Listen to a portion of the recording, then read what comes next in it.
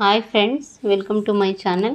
ರಾಮನ ಬಂಟ ಹನುಮ ಬ್ರಹ್ಮಚಾರಿ ಅಂತ ನಮಗೆಲ್ಲ ಗೊತ್ತು. ಆದರೆ ಇಲ್ಲಿ ಆಂಜನೇಯ ದಂಪತಿ ಮಂದಿರ ನೋಡಿ ತಿಳಿದ ಸತ್ಯ ಅಂದರೆ ಆಂಜನೇಯನು ಮದುವೆ ಆಗಿರ್ತಾನೆ. ಕಾರಣ ಅವನಿಗೆ ಒಂದು ವಿದ್ಯೆಯನ್ನು ಕಲಿಬೇಕಾಗಿರುತ್ತೆ. ಆ ವಿದ್ಯೆ ಕೇವಲ ಸಂಸಾರಿಗಳಿಗೆ ಮಾತ್ರ ಗೊತ್ತಾದಾಗ ಆಂಜನೇಯ ಗೊಂದಲಕ್ಕೊಳಗಾಗ್ತಾನೆ.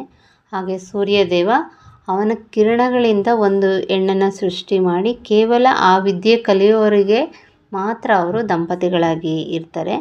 ವಿದ್ಯೆ ಕಲಿದ ನಂತರ, ಅದು ವಿದ್ಯೆ ಮುಗಿದ ನಂತರ ಆ ಹೆಣ್ಣು ಮಾಯವಾಗ್ತಾಳೆ. ಆಂಜನೇಯಗೆ ಯಾವುದೇ ಮೋಹ ಆ ಹೆಣ್ಣಿನ ಮೇಲೆ ಇರೋದಿಲ್ಲ. ಸೊ ಅದಕ್ಕೆ ಅವರನ್ನು ಬ್ರಹ್ಮಚಾರಿ ಅಂತಲೇ ಕರೀತಾರೆ. ಆ ಒಂದು ಕತೆಗೆ ಅನುಸಾರವಾಗಿ ಈ ದೇವಸ್ಥಾನವನ್ನು, ಈ ಮಂದಿರವನ್ನು ಕಟ್ಟಿರ್ತಾರೆ. ಸೊ ಈ ನನ್ನ ಒಂದು ಸಣ್ಣ ಪ್ರಯತ್ನ ನಿಮಗೆ ಇಷ್ಟ ಆಗಿದ್ದಲ್ಲಿ ಸಬ್ಸ್ಕ್ರೈಬ್ ಮಾಡಿ. ಈ ದೇವಸ್ಥಾನಕ್ಕೆ ಯಾರೆಲ್ಲ ಹೋಗಿದ್ದೀರಾ ಅಂತ ಹೇಳ್ಬಿಟ್ಟು ಕಮೆಂಟ್ ಮಾಡಿ.